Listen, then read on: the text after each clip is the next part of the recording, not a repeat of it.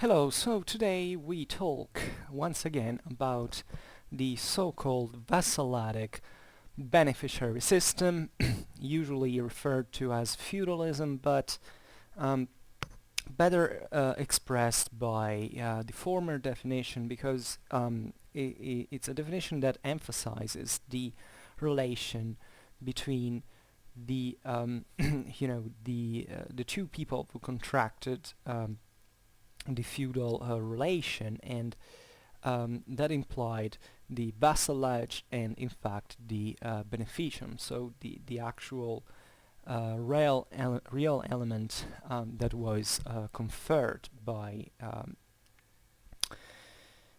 through the feudal contract. So since I think it's very I don't know how interested you are into this topic. I'm not a great fan either. It's a bit of a theoretical concept, therefore not extremely funny, but it's still extremely important in order to understand not just medieval history, but as a matter of fact, the whole political and social system that lasted, even though with some modification, until the French Revolution and beyond, even in certain contexts in Europe. And obviously the feudal system is something that existed in various forms also in the rest of the world. Now we will talk essentially about the European one during the Middle Ages. It was start being formed between the 9th and especially 10th century, even though it's something that overall starts between the 9th. It arrives to a full, complete, maturity to only in the 11th century.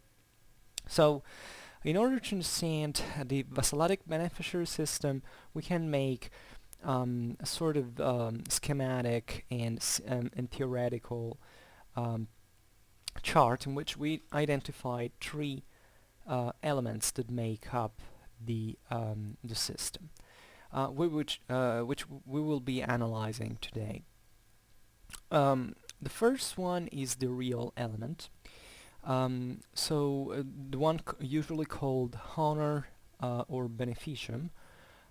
That is the concrete object of the concession that the lord, called in Latin dominus, so master in practice, even though it's slightly different semantically, or senior, that was done to the Vassus, so the one who benefited from, who got the benefit proper. The term, the object of the concrete object of called honor or beneficium was normally land or other goods, even mobile goods, or even certain offices that were maybe pertaining to a certain district, and that normally had were tied to some form of remuneration or income. When we talk instead about dominus or senior, we have to understand that this had various patterns, also because these are terms that came into use from a previous usage of the same terms from the Roman world, as a matter of fact, but it was intertwined with, as we will be seeing, with other Celto-Germanic institutions, let's say, or forms of contract. So when we say dominus or senior, we're talking about the master or the lord, as eventually he would become more properly during the feudal age. But the meaning could be also the elder. As a matter of fact, senior means older in Latin, and when and the idea of the senior, of the elder, is something that derives straightly from the ancient comitatus of warriors. So the idea that there was a chief that was normally older or more authoritative in some ways, that had a very particular role for which other people were under him, socially speaking, and received certain benefits. But we will be seeing this in detail. Then there is the element, the personal element, that is in fact the vassalage. That is vassalage in French, if you want. That is the condition of fealty that was conferred usually by a right, because that was in medieval Europe the legally formal act that created the vassalatic-beneficiary relation.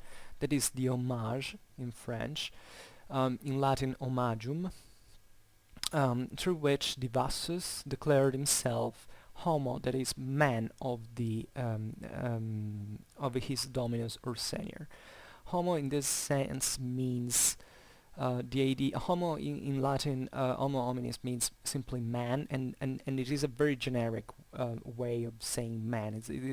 It would be better translated as human in English, in modern English, which assumes the idea that is a simple man, that is not in fact dominus or a senior, but someone who usually, maybe as a client, belongs without other further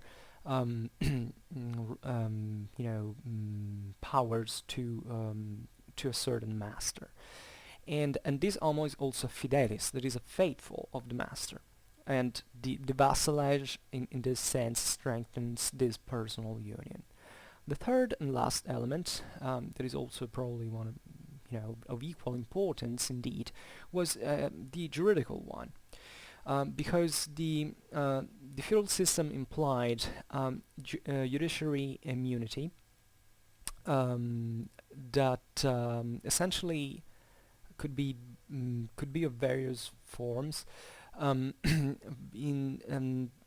Sometimes, especially in the high nobility or the more powerful aristocrats in general, if that wasn't already sanctioned by a feudal hierarchical structure, there was the concession of the districtus, that is a district, a jurisdiction, of to one of those aristocrats by someone who was above them. Through which the aristocrat basically gained the right to exercise a certain judiciary power and to enjoy certain benefits, most likely incomes that were relatively to that jurisdiction. And in this last case, we use the Germanic term ban to basically address, in fact, the jurisdictional power. Hence the so-called banal lordship. I made a video about the banal lordship. If you're gonna check it out in the medieval society playlist. Now, this is a very schematic and theoretical, conclusion, but more or less, these three elements, the real, the personal, and the juridical ones, are a bit the cornerstone of the cornerstones of the vassalatic-beneficiary system. Let's go look at them a bit more in detail. First of all, let's continue along with the according to the order. Let's talk about the real element. Now, so what was officially conferred? That is the feud or fief, as you wanna call it, which came as a term. The term fief or feud came from a Germanic word, which indicated originally the cattle. This is very interesting because it dates back to a time in which society was essentially nomad. Mm. The Germanic tribes were before the migration era, before the end of the migration era, were normally nomadic, or better semi-nomadic at least, depending also on which German people we're talking about. But it's very important because it tells you how much the feudal system actually takes the name from something that is not properly medieval. It's something that dates back to antiquity and to this even pre-Christian and definitely pre-feudal Germanic world. So after the migration era, that is roughly from the third, depending on how you want to consider it, usually the 3rd, 6th century, the Germans usually became sedentary. This happened obviously in those areas that of the Roman Empire that already had a sedentary society, into which Germans by which Germans were absorbed, if anything, because they were usually less, numerically speaking. But this started happening also in Germany proper, or at least those lands of Central and Eastern Europe that up to that point had not known stable settlements, at least of certain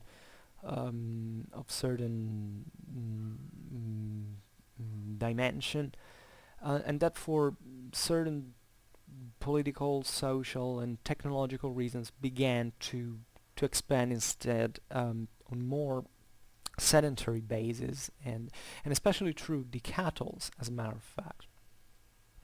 So you understand how the feud was intended as this these livestock patrimony that was extremely important for the Germans at that time, and that therefore made it through to the full Middle Ages as a word defining at least the vast majority of the political and social European system. That is the feudal one, in fact. And this the term feud or fief became, in fact, to define the concept of the good, of the property, of the possession proper, or also of wealth. And historians, therefore, are usually usually agree on the fact that the feudal institution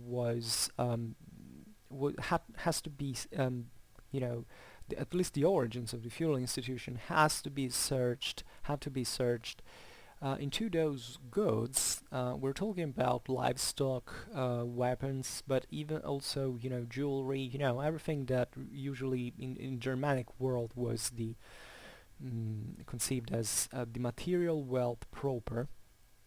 That in fact back in the barbarian age, barbarian meant obviously without offense, but from the neutral meaning of the world, were essentially given by the chieftains, the warlords, to the warriors making up their retinues. So essentially the members of that which already touched us in the early empire, called the Comitatus. That is essentially this group of faithful. In fact, it were a strictly military community voted to war that was made up by a chieftain and certain warriors following him, and usually swearing loyalty and fealty to him. And that tells you how old that institution actually dates back to. Now, this is not just a German prerogative, because usually tribal societies, if you go into Central Asia, the warrior tribal societies function that way, broadly. And not surprisingly, we can talk about vast areas of Central Asia as essentially feudal societies, in many ways, and the same mechanism occurred in those same areas of the world. So it's not just about Germanic Europe. And even the Celts did something like that. Originally speaking, also, the other Indo-Europeans that eventually settled in Western, Southern Europe did essentially the same. So anthropologically speaking, it's very well known. Then we remember the Germanic root because it is the one that more influenced eventually, and it was more tied to the feudal system as it was formed into the Middle Ages. So as we've seen, the Germans slowly pass from nomadism to sedentarism, and in this context, various lords that existed into this at this point Romano-Germanic Europe were called began to gift their followers, from which they at least originally expected the especially the above all the military a military performance, with more or less extended areas of land that were usually useful for hunting or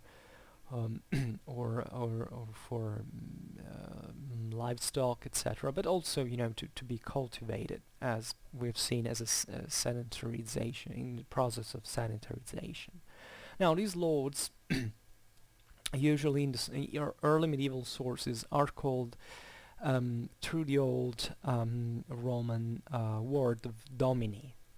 That means, in fact, lords. Dominus is usually also the way you call God in Latin. So there was this use, but it was also the word seniores, as a matter of fact, that is that had this probably semantic closeness to the strictly military meaning of chiefs. So when we talk, for instance, about the seigneurial system, that goes as well together with the feudal one. You're essentially coming to use a term that derives from senior, that is elder, which is an elder that has nothing anagraphical in it. It's the elder meant as the wise man, the one who is not just a warrior, just like his retinues, but he's also a thinker. He's also one who has to take decisions for the whole group, and that therefore the warriors have to follow because he's smart, not just strong. And this is very important. So in early medieval Europe, this system, even before the actual feudalism during the Carolingian age was at least the late Carolingian age and afterwards was formed, already existed in some measure. And it existed, as a matter of fact, since a very long time before. The idea that the German chief of the Comitatus redistributed the loot, for instance, among his warriors was something normal, especially in a society in which the relation with land was not very strong, as we have seen, because why were Germans nomads or semi-nomads, originally speaking? Not because they were dumb, that they didn't know how to cultivate a field. It's simply because the environmental conditions in Central Europe at that time, for the technologies of the time, for the resources of the time, made more preferable a nomadic lifestyle than a sedentary one. And therefore, this is something we already know since a very long time. Now, what did happen in early medieval Europe? That in practice, the good, the beneficium that was given to the beneficiary, in fact, became a possession of this one. Um, uh, but he didn't become the property of the beneficiary. This is extremely important. Possession is different from property. The property still belonged to the lord, and this good, this beneficium that was normally land, um, was a temporary possession of the beneficiary. Mm.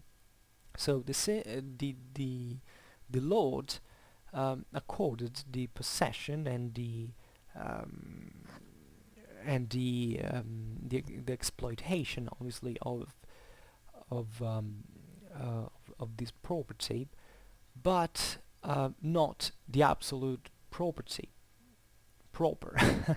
So this obviously is very theoretical, because as we will be seeing, we're talking about quite decentralized systems. So entrusting someone a certain land by theoretically pretending that he had to give it back to you at the end of the contract is something you can do in certain situations, but not necessarily it's gonna work. Maybe the guy is gonna keep the land.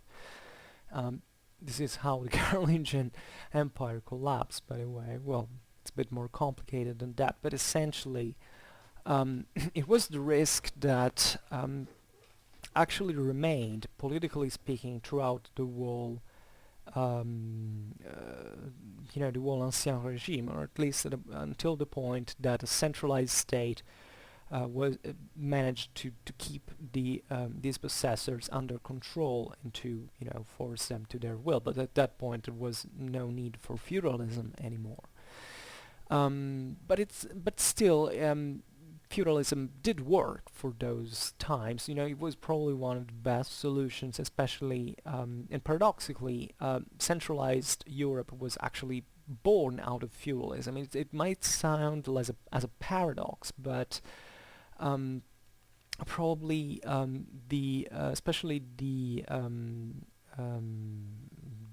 great quantities that feudal of land that feudal lords possessed eventually pushed for a certain degree of centralization, because it's better to rule over a vassal that has a lot of resources, that can move with a certain authority, a certain hierarchical order, than all fragmented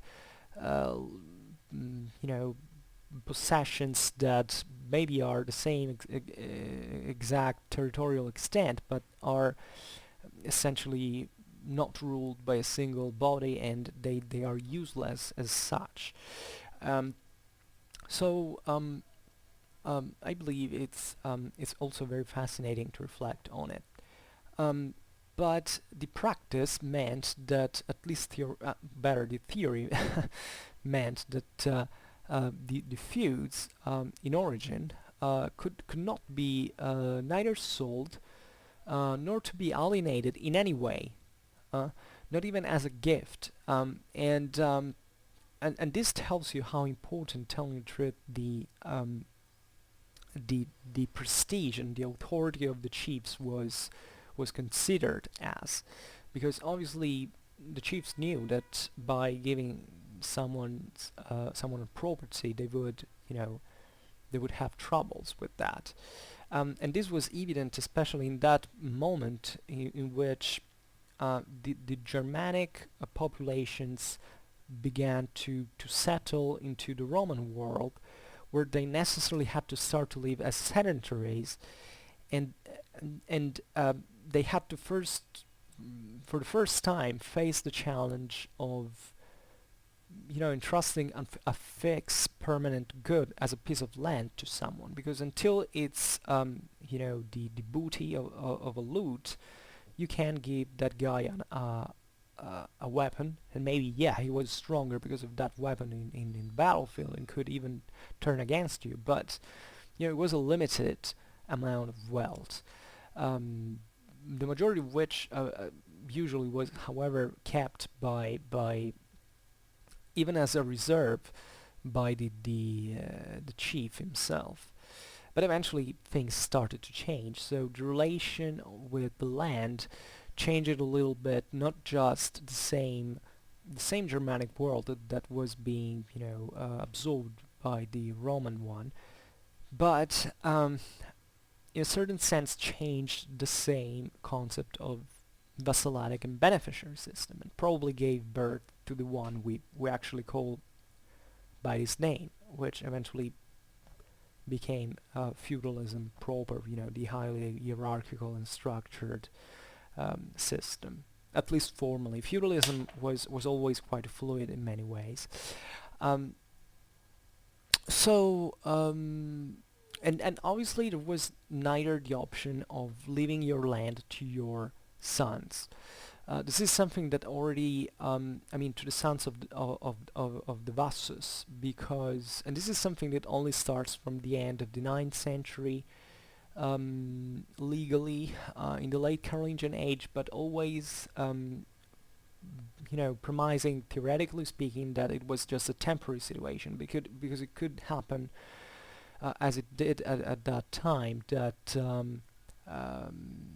maybe the Vassus died, and just think about how slow informations traveled at that time, and or at least how unreliable they could be. And in the meanwhile, before the king chose another vassal, etc., or reconfirmed maybe the benefit to the heirs of that vassal, there had to be someone ruling in his place.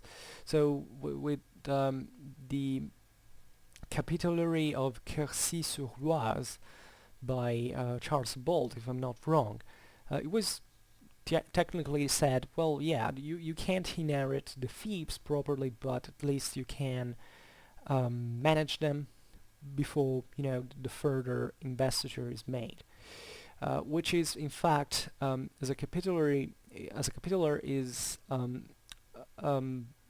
very often misunderstood, because it's is normally remembered like the inheritance of the major fiefs, but telling the truth, that wasn't meant like that at that point, even though later it was used as a way of saying, look, even at the times of the Carolingians this was more or less accepted in this form, but at the beginning it wasn't. Throughout all the Carolingian age, telling the truth, it wasn't conceived as an inheritance,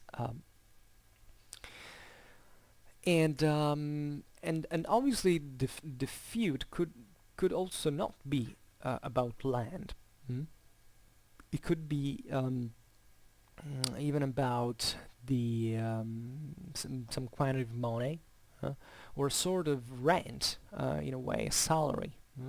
So the classical feudalism is, however, characterized by the idea that there is a subdivision of territories in more or less big feudal lordships, and this is what happens in the full feudal age. But even these lordships could be, made up of created by entrusting territories that were made up by public districts of the Carolingian age, such as the marks or the counties. It was still conceived as an idea that it's not just a good economically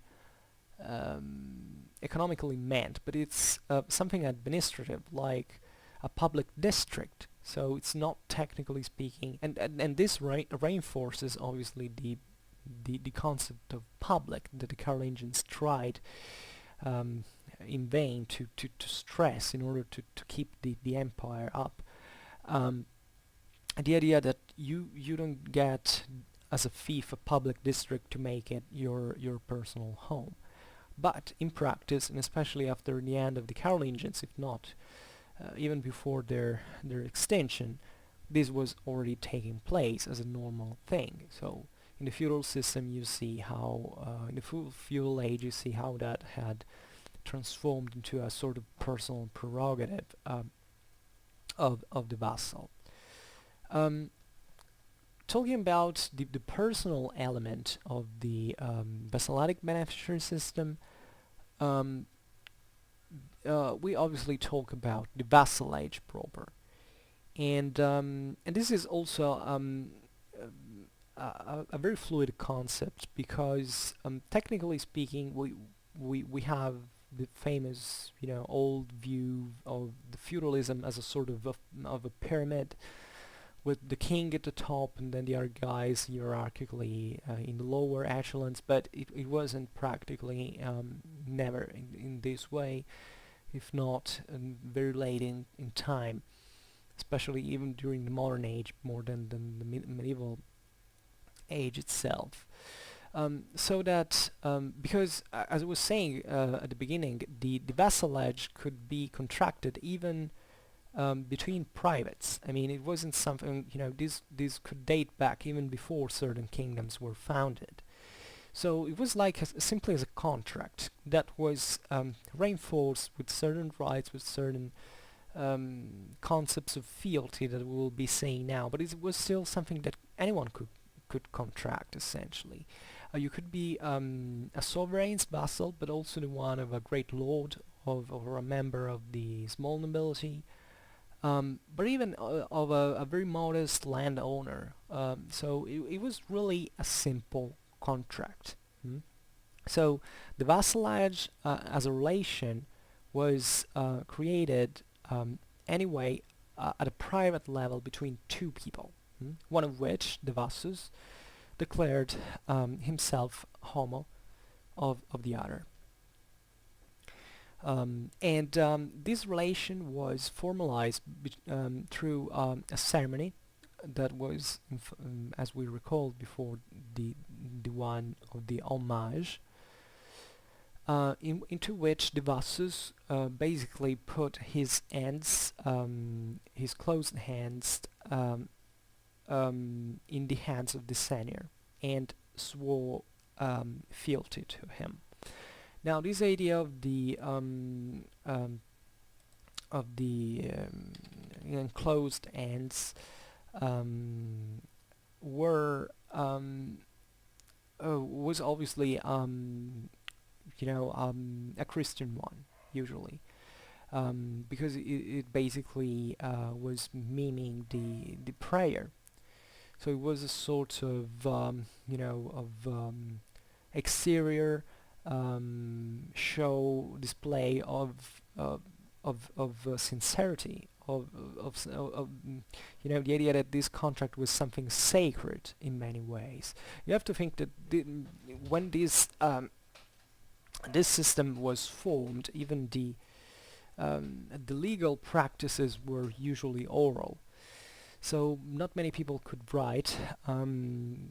Law was usually recorded orally, and all these contracts happened publicly speaking in front of an assembly with witnesses, etc., because society was made up that way. So the idea of showing these very physical acts was dictated by the idea that it had to be seen by all the community in front of which this oath was sworn, and therefore it wasn't just this didn't belong just to the Christian ceremonial traditions.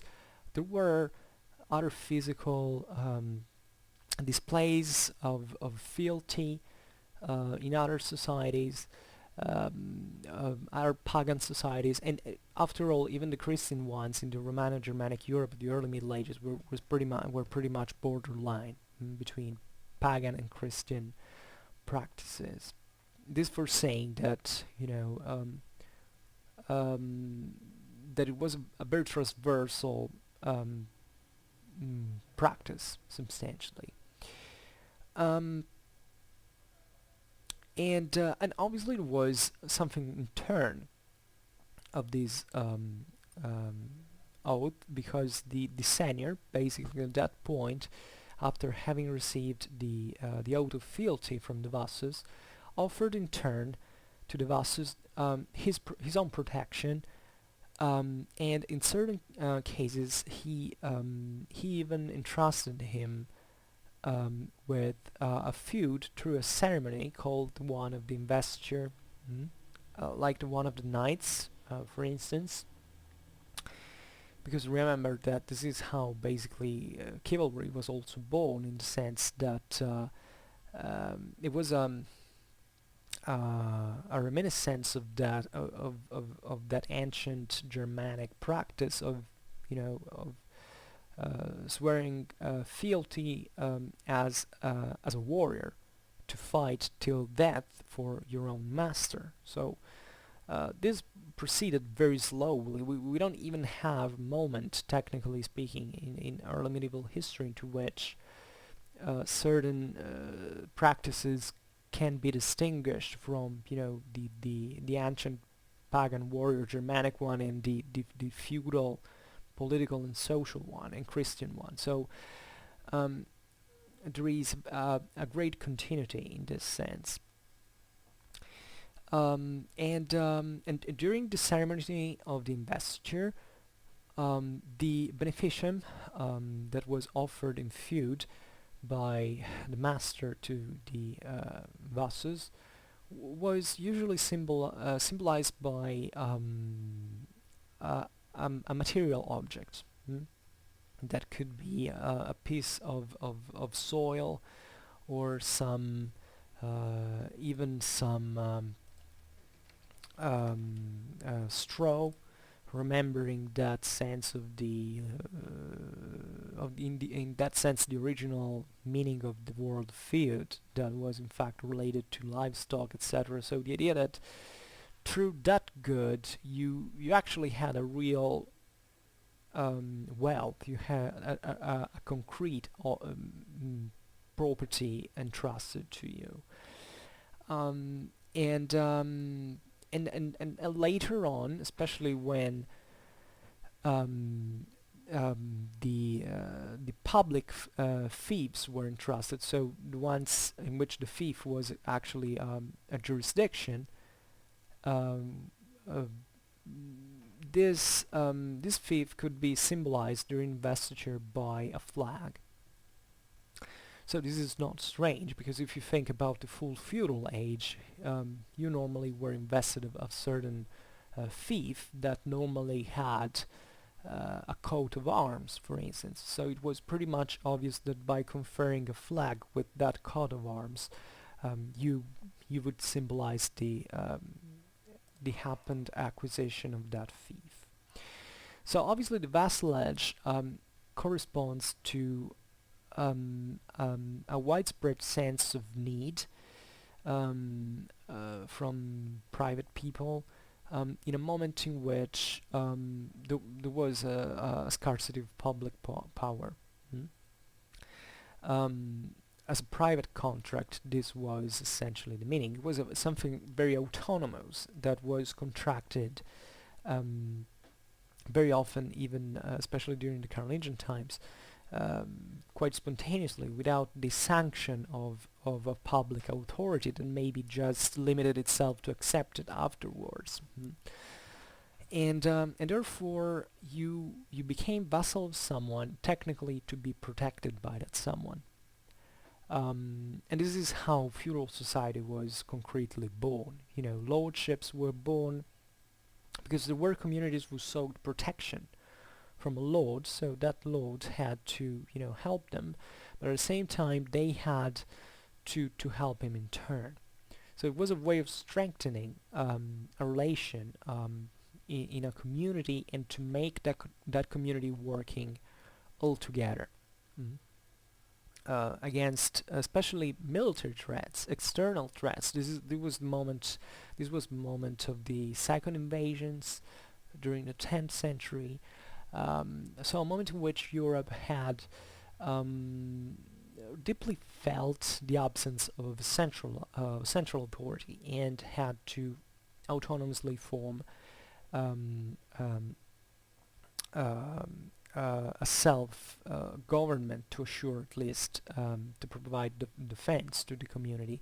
And this is where probably the largest part of the decentralization of the feudal system comes from, because it's not just a matter of a model, but it's also an historical outcome of a moment in which public authority vanished, and when it was recreated or at least revived, um, at that point the whole European society had already built something parastatal on its own through these vassalatic-beneficiary contracts, and the public authorities were not so strong to basically solve them and to impose themselves as sole rulers. This is something you have to wait for the absolutism, and if not with the French Revolution, before having a state that basically wipes out all the vassalatic-beneficiary relations. Um, and however, you have always to think that this was done in many ways also for economical reasons, in the sense that keeping a vassal around you, or at least tied to you in any form, implied that in order to obtain his cooperation he had to be entrusted with a certain economical base. And this also tells you, how, poor public authority was at that time, because you normally don't entrust um, wealth to someone just, for doing something nice. You want in turn at least something back from, as we've seen, there could be a military performance, etc. But at this time, evidently, this was the only way a certain an authority could manage, let's say, large areas of um, under his rule, by essentially associating someone else who, on the distance, would rule for him through this system. So the practices of the homage and of investiture eventually became always more tied one to the other, and were in the full feudal age normally happening at the same time. And talking instead about the properly juridical element of the feudal system, we have to say that, as we said quite synthetically before, there were certain immunities that were implied by the feudal relation, and especially in the larger fiefs, there was usually the concession of jurisdictional right of some form. And the immunity basically consisted in the right of the owners of a feudal lordship to be exempted within the borders of the same from the controls of any public authority. This is very important because in feudal Europe you normally see that the feudal ownings were made up of of a core that was the banal property, and then the rest that was entrusted normally. Now the banal property, as we have seen, was connected to the existence of jurisdiction, and that couldn't be alienated at that point. So you understand how that had changed so much from the time of the Carolingians, because at that point not even the king, not even the emperor could take away rightfully those goods from you. Obviously, it was done, but but it wasn't so simple to do it. Not much, because obviously you could wipe out a rebel vassal and take all his goods, but um, in um, in certain contexts of feudal Europe, the public figure of kings and emperors actually meant that a certain legitimacy of the figure itself came from the respect of the local rights.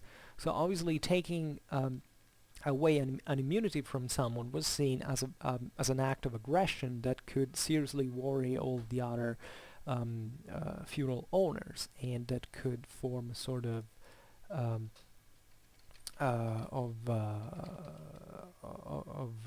of precedent, essentially, that could equate to a sort of to the end of social peace, of stuff like that. So um, and there is a number of important events, historical events in feudal Europe, into which matters were the outcome turned out because of the consideration of these banal lands, uh, and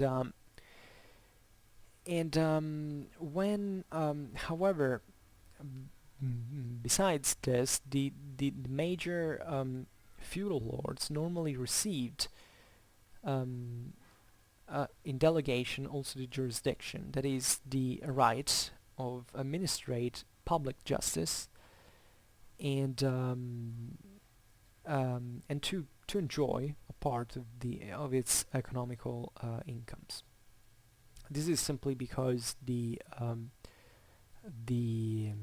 punishments of the time were either physical or monetary. So you had either to exercise them or to take the money, or both. And so we can't say that. I don't know whether it's clear or not. I hope I was clear enough. But let's say that the feud, called, as we've seen, as also as beneficium or honor, became essentially the juridical and political characterizing element of the 10th, 12th century, essentially, which is the time in which the feudal system was practically formed as we know it.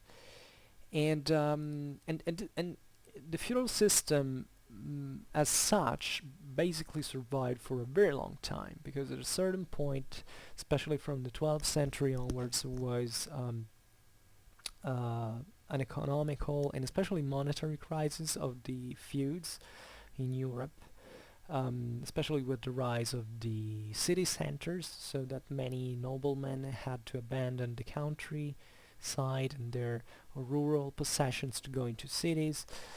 It was a great moment of crisis, especially in certain areas of Europe, but we can't say that with a further economic contraction of the Black Death in the mid of the 14th century, there's a sort of process of feudalization of Europe that lasts until at least the 16th century, and then with the creation of the modern state starts to fade again. So the modern absolute states basically deprive, with their action, political and juridical action, the feuds of their own jurisdictional characteristics, while the socio-economical ones remained more or less intact. This is very important because it shows that what the modern rulers actually wanted wasn't really eliminating the feudal society as such, because eventually they were overthrown by the middle classes, the revolutions of the 18th and 19th centuries. But what they wanted was that politically and juridically, those lands were obedient to the king once again. So like back in the day, theoretically speaking. Then if a noble owned that fief and socially kept the local population content, or at least submitted, and economically speaking paid what he had to pay to the king, fine. There is nothing subversive into that. And this system basically survived, as we were saying, until the 18th century, and was abolished, especially in France during the French Revolution, but it remained alive, at least theoretically speaking, in other areas of Europe for a much longer time sometimes. Think about, I don't know, think about Austria-Hungary, or certain states that still were at the time of their dissolution sort of relic of the feudal Europe. Think about Tsarist Russia. I don't want to name them as if I had contempt for them. I'm telling the truth, I'm quite fascinated by the idea of an ancien regime that leaves with certain modernization. But this foretelling that the feudal system actually came quite close to us in time, and it obviously carried with itself a sort of disequality and inequality, sorry, and many other negative points, but it still reflects the needs of the societies of those times. And the reason why we don't live in a feudal system anymore is that our bases have changed in a way that it would make it useless. But it was the base really of many societies all around the world, not just Europe, even for millennia in certain cases. So yeah, I thought it would take longer, but it's already long as a video in itself. So as always, I thank you for listening, and if you have any question, please feel free to ask. If you enjoyed my video, share it, or leave a like, or subscribe to my channel to receive further content. As always, I wish you a nice time, and see you next time. Bye.